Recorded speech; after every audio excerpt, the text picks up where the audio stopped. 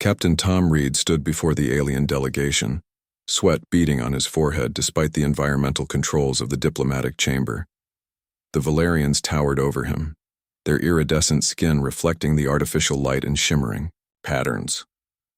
This was humanity's first official contact with an advanced spacefaring civilization, and much hinged on this meeting.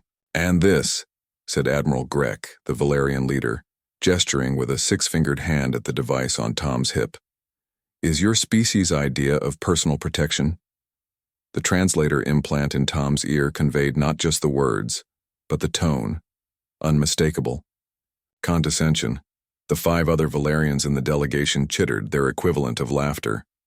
"Yes, Admiral," Tom replied evenly. "Standard issue M7 plasma pistol.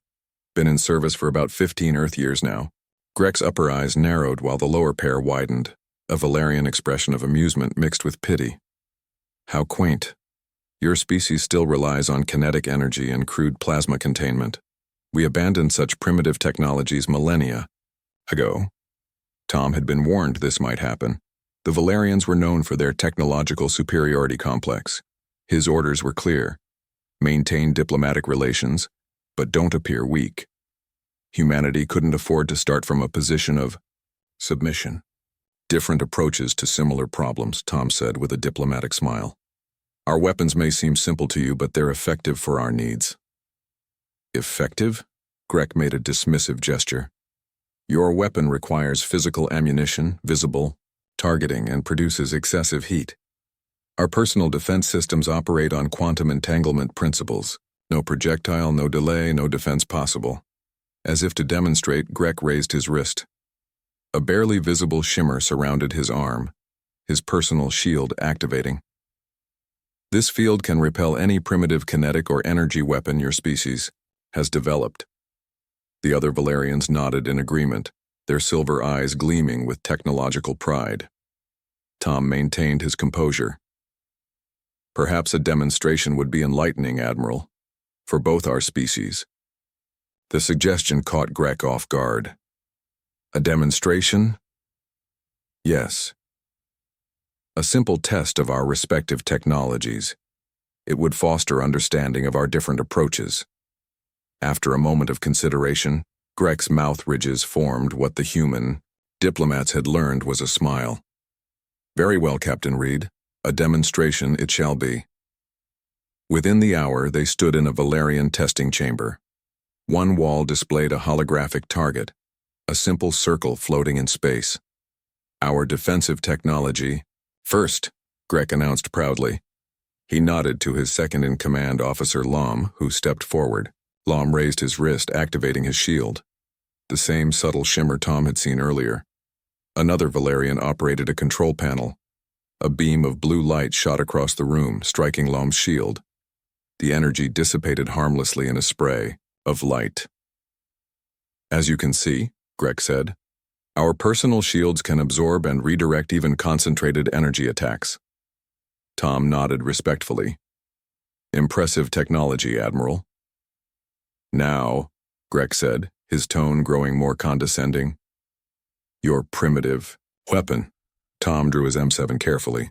The Valerians watched with what could only be described as anthropological interest, like scientists observing a primitive culture. "This is a standard M7 plasma pistol," Tom explained, holding it up for them to see. "It uses magnetically contained plasma bolts with an effective range of about 50 meters. Officer Lom stepped forward again, shield still activated. "Your weapon will be harmless against our defenses, human, but we appreciate your willingness to demonstrate." Tom nodded and raised his pistol toward the holographic target, not toward Lom. "I'd rather demonstrate accuracy first, if you don't mind." Grek made a dismissive gesture. "As you wish." Tom aimed carefully at the target and fired.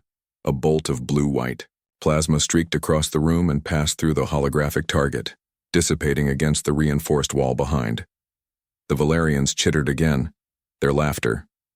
"Crude but functional," Grek commented. "Though I noticed the significant discharge heat and the weapon's recoil effect on your arm. Inefficient," Tom nodded. "True.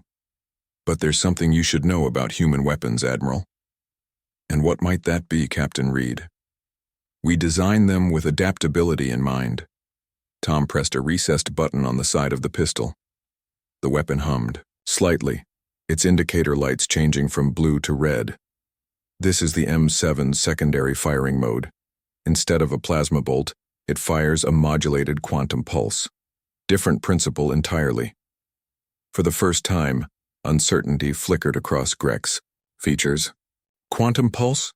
Your species hasn't developed quantum weapons technology. Tom smiled slightly. According to your intelligence, perhaps. But humans have a saying, never show all your cards at once. He aimed at a second target and fired. This time, there was barely a visible effect from the weapon, just a slight shimmer in the air, but the holographic target flickered and disappeared, and the control panel behind it sparked violently. The Valerians stood in shocked silence. The quantum pulse doesn't attack matter directly, Tom explained casually. It disrupts the quantum field that your technology relies on, including your shields. Greg's upper eyes widened in alarm. Impossible. Our shields operate on principles your species couldn't possibly understand. Understanding and replicating are different things, Admiral, Tom replied. We observed your shield technology during our first encounter 3 months ago. We may not fully understand how it works, but we figured out how to disrupt it. The diplomatic chamber fell silent as the implications sank in. The Valerians exchanged worried glances. Finally, Greg spoke, his tone markedly more respectful. It seems we have underestimated your species, Captain Reed. A common mistake when meeting new civilizations, Tom said, holstering his weapon. One I hope we can both avoid in the future. Greg's posture straightened. Indeed, perhaps we should return to the diplomatic table. I believe our discussions require recalibration. As they walked back to the meeting room, Tom felt the weight of responsibility on his shoulders ease slightly. Humanity had earned respect today, not through aggression, but through the simple demonstration that appearances could be deceiving. Sometimes the most effective weapon wasn't the most obvious one, but the one your opponent never saw coming.